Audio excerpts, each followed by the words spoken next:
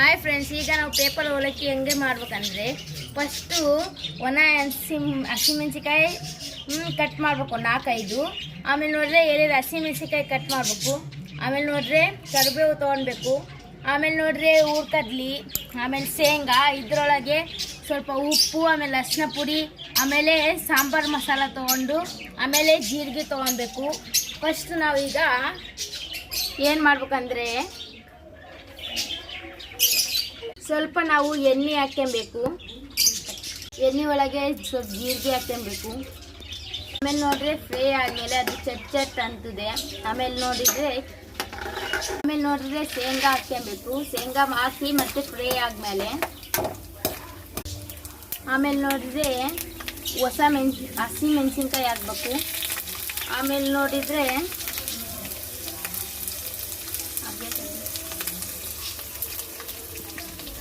ಒಣ ಮೆಣಸಿನ್ಕಾಯಿ ಹಾಕಿ, ಆಮೇಲೆ ಹಸಿ ಮೆಣಸಿನ್ಕಾಯಿ ಹಾಕಿ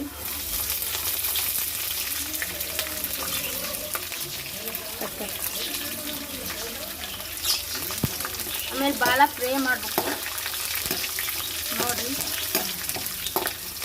ಆಮೇಲೆ ನೋಡಿದ್ರೆ ಕರಿಬೇವು ಹಾಕ್ಬೇಕು.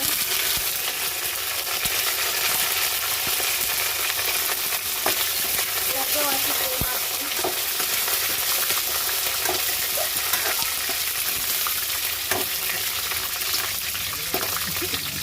ಆಮೇಲೆ ನೋಡಿದ್ರೆ ಈಗ ನಾವು ಮಸಾಲ ಹಾಕಿದ್ದು, ಆ ಮಸಾಲ ಹಾಕಿ ಫ್ರೈ ಮಾಡಬೇಕು.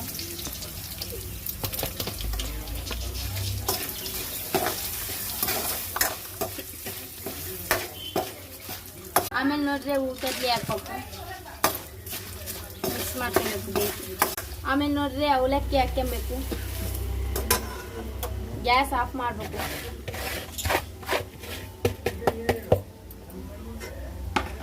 ಬೇಯಿಸಿ ಮಿಕ್ಸ್ ಮಾಡ್ಕೊಬೇಕು.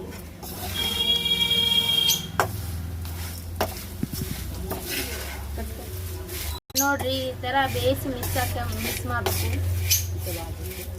ಈ ಥರ ಆಗುತ್ತೆ ಫ್ರೆಂಡ್ಸ್. ಮತ್ತೆ ಈ ಥರ ಕಲಿಸ್ಬೇಕು.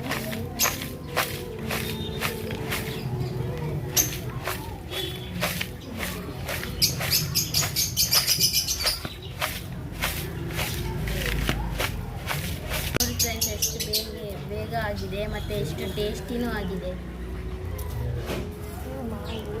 Like and subscribe friend. ಆಮೇಲೆ ನೋಡಿದ್ರೆ ಫಾಲೋ ಆಗಿರಿ ಫ್ರೆಂಡ್ಸ್. ಆಮೇಲೆ ಕಮೆಂಟ್ ಮಾಡಿ ಫ್ರೆಂಡ್ಸ್. ನೀವು ಮಾಡಿ ನೋಡಿರಿ ಎಷ್ಟು ಟೇಸ್ಟ್ ಇದೆ.